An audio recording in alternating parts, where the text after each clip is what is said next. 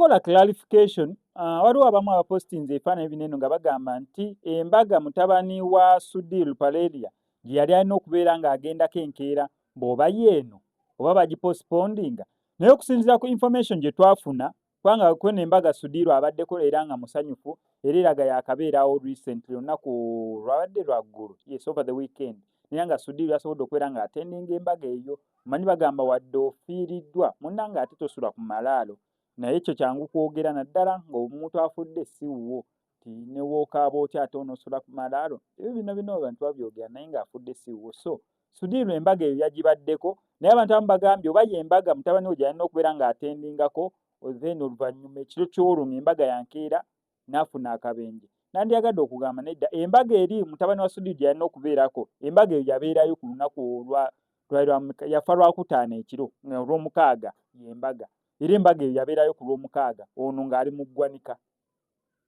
Kyokka nga yava yonna gye yavudde okujja okwatendinga embaga eyo byebintu bya Mukama Katonda.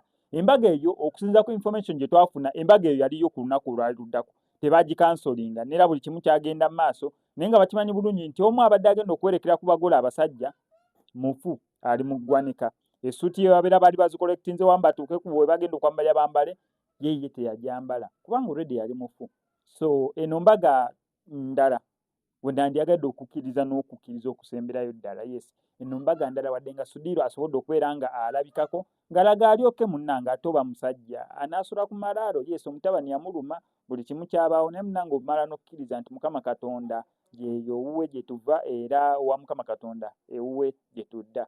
So embaga by the way abantu balina ssente, embaga ngirabyeko just njagadde kuleetera moments entonotono ezibaddewo. Gary photography yagikwasaganyiza ne olaba ebifaananyi ebyo biri ebirungi, nsonga za Gary photography eyazikwasaganyiza, nange gye nsobodde okubeera nga nzijja links ezimu osobola okubeera nga mbawa updates. So ngenda sigala mbikuwa buli kimu, gwe kyonna okukola subscribinga nyinga notification bell, ebisigadde obituleke. Njagadde kola clarification ku nsonga ezo ate simuleme kubeera nga mubuzibwa eri embaga yo yaliyo ku olwo olunaku enkeera, however much mbwomu yalina okubeera nga bawerekerako yali ng'amaze okubeera nga afuuka mugenzi. Kamusaba subscribing, nyinga notification bell, ebisigadde obitulekere.